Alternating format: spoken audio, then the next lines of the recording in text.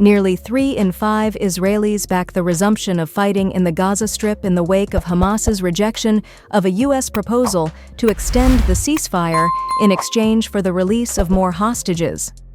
According to a survey carried out by Israel's Direct Polls Institute and published by Channel 14 on Monday night, before the Israel Defense Forces launched a campaign of extensive airstrikes in Gaza, 59% of Israelis support the resumption of hostilities.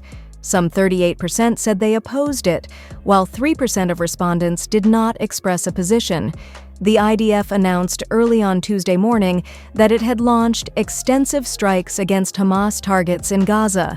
The Israeli Prime Minister's office said the military was acting after Hamas rebuffed several proposals from U.S. Mideast Envoy Steve Witkoff and others.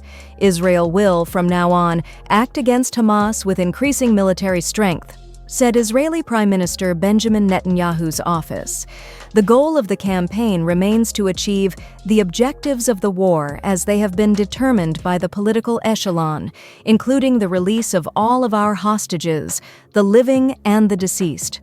The PMO statement added, even before Netanyahu ordered the airstrikes, his Likud party was strengthening in the polls, according to Monday's Direct Polls survey.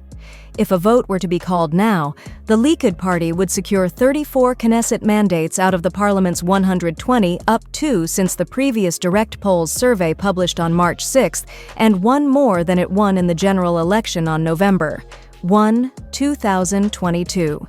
In a head-to-head matchup for who is best suited for the role of prime minister, Netanyahu defeated National Unity Party's Benny Gantz by a margin of 47% to 17%.